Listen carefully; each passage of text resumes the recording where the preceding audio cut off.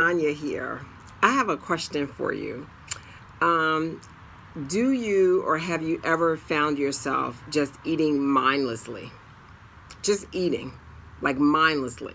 Maybe you're on a sofa, maybe you're sitting on your sofa watching your favorite TV show, catching up on a Sunday, those of you who like Netflix or whatever your shows happen to be. Um, you're just sitting down and you're eating straight out of the bag, and you're just eating and eating and eating and eating, and before you know it, half the bag is gone, or maybe the whole bag is gone. That is not eating mindfully. Another scenario could be your dinner time. You're eating dinner, and you have a busy schedule, and we're all guilty of that, right? We're just real busy, and whether it's school or work or your kids or what have you, but you're very busy and you're eating because you know you're supposed to eat, and setting aside what you're actually eating, the process of eating. You're in a hurry, you're on the run. Maybe you're even doing what I've done in the past a lot, not recently, but walking around the house, multitasking, doing laundry, eat a mouthful full of food, run and pack lunch for the kids, or whatever the case may be. Or even there may be situations where you're eating in the car because you're in a hurry, you don't have time to cook. You need to get something on the road. You're in a hurry to get someplace, and you've gone through the drive-through. You've gotten your food, and now you're just sitting there in traffic, just getting down, like not even really indulging in the flavor or anything of that nature. Okay, so I think you get the point. There was a study conducted by the American Journal of Clinical Nutrition, and they found that people who ate more mindfully, they felt more satisfied, and they ate a little bit less than people who just mindlessly ate. So that's something to be mindful of, is when you're eating, to ease up, and think about what it is you're eating. Not so much what you're eating, but like really focusing on it. I'm going to get back into that in a minute. So there's the whole snack component, I think, which gets people in trouble. So I want to say a little bit about that. This isn't going to be a long video, but there's a couple things I want to say. So from a snack standpoint, I like to snack after dinner, or I like to have my little wind down after dinner. I am very intentional in doing that. So if you do want to sit down and enjoy a snack after dinner, or maybe 2-3 hours after dinner, what have you, do so mindfully. If you have things that you need to do around the house, get it done. If you have young kids, get them situated, get them off to bed. Take your shower ahead of time. Put your PJs on if you know you're in for the night, and really get settled, right? So in your mind, you're not thinking about, oh, I need to do this, I need to do this. All of that stuff is gone. You've taken care of everything, and now everything is done, and now you can relax. Example, I haven't really been drinking my wine like I used to, but one of my favorite things is to have a glass of wine after dinner. So I'd have that and my organic chocolate. My organic chocolate, it came, not milk chocolate, but the cocoa chocolate. It was a candy bar, but I took four little squares. Everybody's like, 4 squares for real? Yeah, 4 little squares. I didn't eat them every night, but when I did, it was 4 squares. I made sure my kids were situated. Even my mom was in bed. Everything was done. Like I packed my lunch for the next day, clothes picked out. Like I don't have to do anything. Everything's done. Clear mind. Pour my glass of wine. Sit down with my chocolates. Watching my favorite TV show. I sip on my wine. I break a little piece of the little square. Yes, I actually break a piece of that off. I set it on my tongue, and I just indulge in that flavor. I let it melt on my tongue. Like I really, really enjoy it. And I sip on my wine. And those little 4 squares of chocolate actually take me a while to get through because I'm not shoving them in my mouth, chewing. So I'm really enjoying my treat the way I should be. So whatever it is your treat is, and whenever the time of day that you enjoy indulging in it,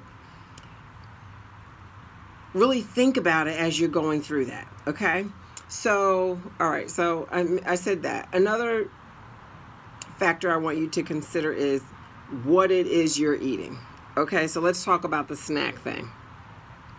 So try to find, if you're eating something and you look at that label and it's got a lot of sugar in it per serving.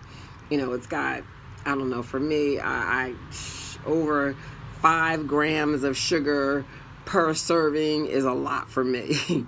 But if you look at the package and it's telling you that, it's got 26 grams of sugar per 1/4 cup, and you're going to eat 3 cups, do the math. Like, that's a lot of sugar that you're taking in. Or maybe the sodium piece, but consider that. So now you want to think about a healthier version of whatever it is you're eating. So let's take popcorn, for example. I love popcorn. Instead of buying the microwavable popcorn, because that's really not good, it's not healthy in any way. It's delicious, I know, I used to eat it. But when that bag heats up, that microwavable bag heats up, I've read reports, and it emits all kinds of chemicals, and those chemicals are not good for our body. So stop buying the microwave popcorn.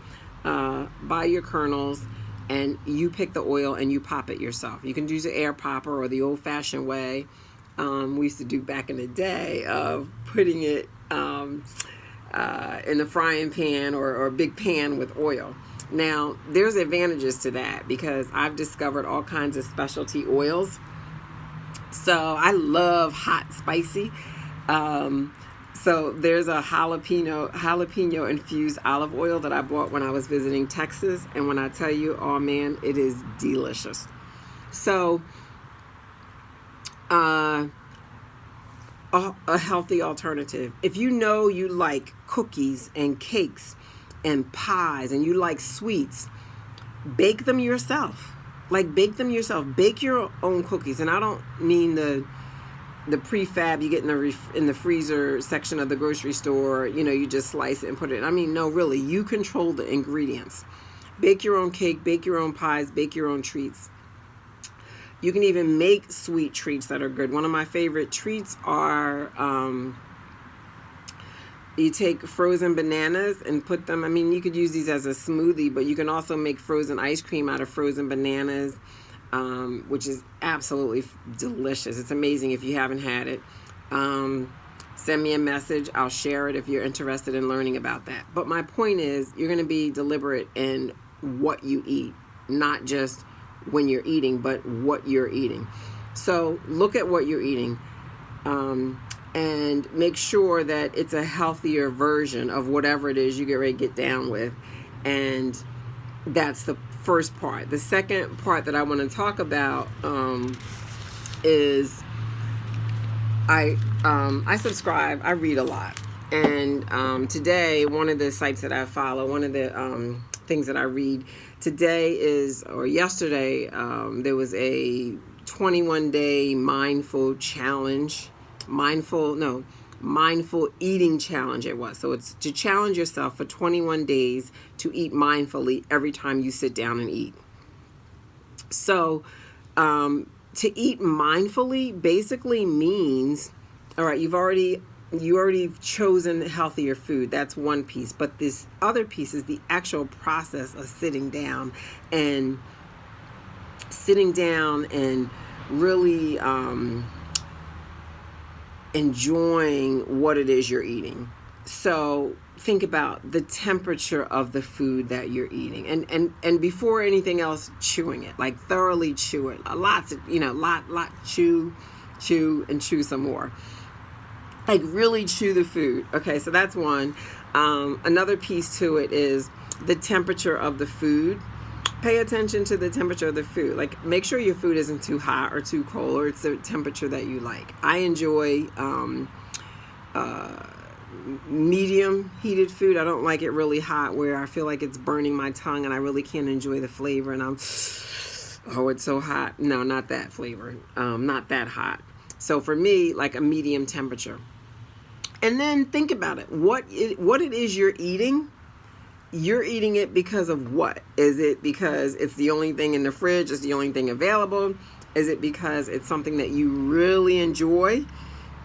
Is it something that it's something new that you're trying? But really think about what I'm eating and why am I eating this? Pay attention to the texture of it.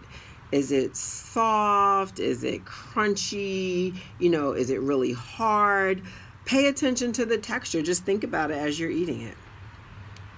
Think about your flavors. What's popping off of your tongue, off of your palate? Is it sweet? Is it tangy? Is it sour? Is it salty? Is it spicy?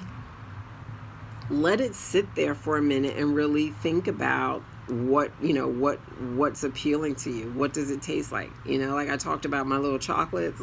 When that chocolate hits my tongue, don't disturb me. And I know that sounds crazy, but they know she got her chocolate and she got her wine. Leave her alone. So I used to have it more frequently, but now I pay attention to my body and I feel differently.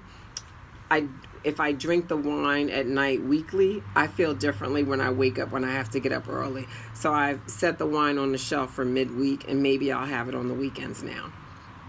All right, so we talked about taste, we talked about textures, notice the spices. Okay, so you want to think about all of those factors when you're eating.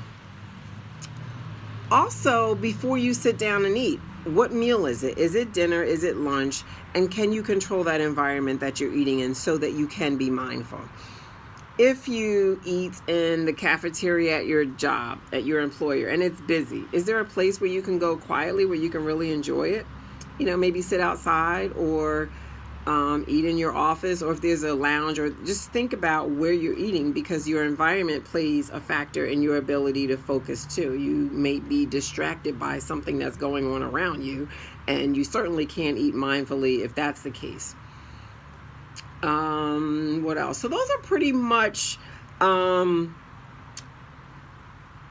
things I want you to think about in terms of eating mindfully. One other thought. I want to go back to this wine because this is a really good example for you. I suggested that you think about why you're consuming what you're consuming, which is a whole nother video in terms of, are you happy? Are you sad? Are you depressed? Are you angry? What's going on? Okay, so we'll come back to that. But I want to go back to this wine thing of mine. Okay, so Cabernet is my thing. Love it, love it, love it. But when I decided that I was going to cut back on the wine, I mean, I wasn't drinking a bottle a day, nothing like that. But still, like I said, I pay attention to my body, and I noticed that I felt differently, so I've cut back. I still enjoy the experience of having that pretty wine goblet in my hand. I know it sounds crazy, but I do. I just enjoy the experience. I love wine goblets, the wine glasses. There are just so many cool and beautiful ones out there. So what I do now, and it works for me, and it might, you can use this as an example, and maybe you can come up with something else that works for you. But I like to drink now in the evening. I have a oversized wine goblet, and I drink a sparkling flavored water. My water is sodium free and sugar free.